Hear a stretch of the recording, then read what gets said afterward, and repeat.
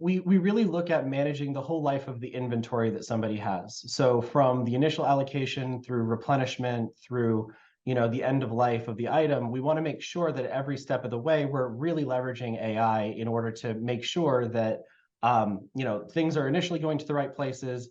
As we start to run into inventory issues, that we are maximizing the sales potential that somebody's going to get at full price, and then also making sure that where it's profitable, that we're moving inventory between nodes in the supply chain to maximize the sell-through even more, so that you're not ending with markdowns, you're not ending with dead inventory. If you can talk to us a little bit more about that, and like, especially as we see more retailers kind of going in on sortation center investments or trying to figure out how to do ship from store. I mean, what are those like critical components that you're helping them with as they're trying to kind of master this? What has to be true for that to be successful for a retailer?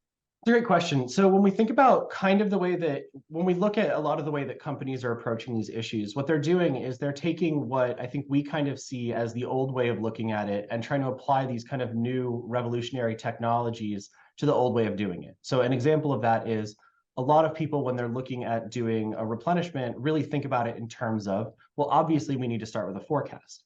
When we think about in retail, forecasting from a really granular level, which is necessary to do any kind of inventory movement within a supply chain, is really difficult, because for the most part, when you're thinking about somebody carrying 5,000 SKUs at 200 locations, the odds that somebody's even going to sell 1 unit per week is pretty low. Mm-hmm. And then you get into the fashion space and you start thinking about things that only have 8, 10, 12-week lifespans.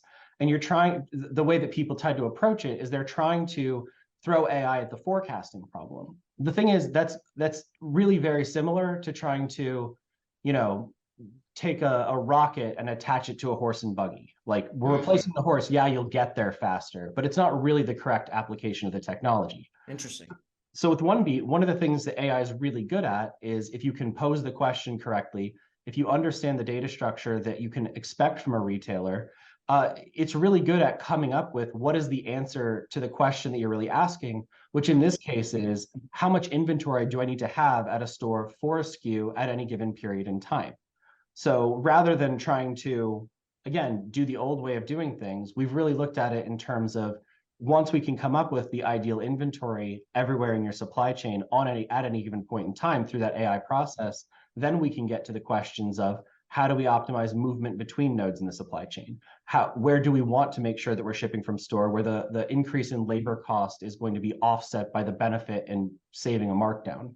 So it's really a way of, really approaching the supply chain problem, not from let's make the horse and buggy faster, but from a perspective of, how do we really, build a car?